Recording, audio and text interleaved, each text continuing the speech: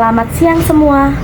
Pada kesempatan kali ini, saya ingin menjelaskan secara singkat tentang pelajaran dari sejarah Pancasila bagi generasi muda. Dengan fokus dan progres lahirnya Pancasila melalui sidang BPUPKI, Piagam Jakarta, dan PPKI. Teman-teman sekalian, Pancasila tidak lahir secara tiba-tiba. Pancasila lahir melalui proses panjang, penuh pemikiran, perdebatan, dan semangat persatuan dari para pendiri bangsa. Pada masa persiapan kemerdekaan Indonesia tahun 1945, dibentuk sebuah badan bernama Badan Penyelidik Usaha-Usaha Persiapan Kemerdekaan Indonesia atau BPUPKI. Dalam sidang BPUPKI, beberapa tokoh bangsa menyampaikan usulan mengenai dasar negara Indonesia.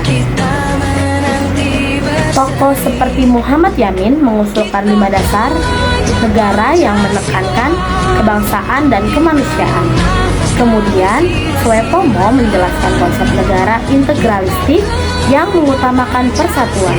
Pada tanggal 1 Juni 1945, Soekarno menyampaikan pidato yang berisi 5 prinsip dasar negara yang kemudian diberi nama Pancasila. Setelah itu, dibentuk Panitia 9 yang menghasilkan Piagam Jakarta pada tanggal 22 Juni 1945. Namun, sebelum pengesahan Undang-Undang Dasar 1945 oleh PPKI, terdapat perbedaan pendapat mengenai sila pertama. Demi menjaga persatuan bangsa Indonesia yang terdiri dari beberapa suku, agama, dan budaya, para tokoh akhirnya sepakat mengubah rumusan sila pertama menjadi ketuhanan yang Maha Esa. Peristiwa ini menjadi bukti bahwa para pendiri bangsa sangat menjunjung tinggi nilai persatuan, toleransi, dan musyawarah. Mereka tidak memaksakan kehendak pribadi atau golongan, tetapi lebih mengutamakan kepentingan bangsa dan negara. Nilai-nilai tersebut tercermin dalam sila ketiga Pancasila, yaitu persatuan Indonesia, dan sila keempat yaitu kerakyatan yang dipimpin oleh hikmat kebijaksanaan dalam permusyawaratan perwakilan. Teman-teman yang saya banggakan, dari sejarah lahirnya Pancasila, saya belajar bahwa perbedaan bukanlah penghalang untuk bersatu. Justru keberagaman adalah kekuatan bangsa Indonesia.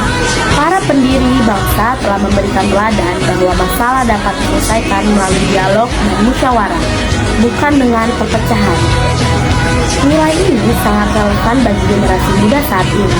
Di era media sosial, seringkali kita melihat banyak perdebatan, ujaran kebencian, bahkan konflik hanya karena perbedaan pendapat. Jika generasi muda tidak memiliki semangat persatuan dan toleransi, maka bangsa Indonesia bisa mudah terpecah belah. Karena itu, sebagai generasi muda, kita harus meneladani sikap para pendiri bangsa dengan menghargai perbedaan agama, suku, budaya, maupun pendapat. Kita juga harus menggunakan media sosial secara bijak, menjaga persatuan, dan mengutamakan musyawarah dalam menyelesaikan masalah. Teman-teman sekalian, Pancasila bukan hanya sekedar dasar negara atau hafalan di sekolah.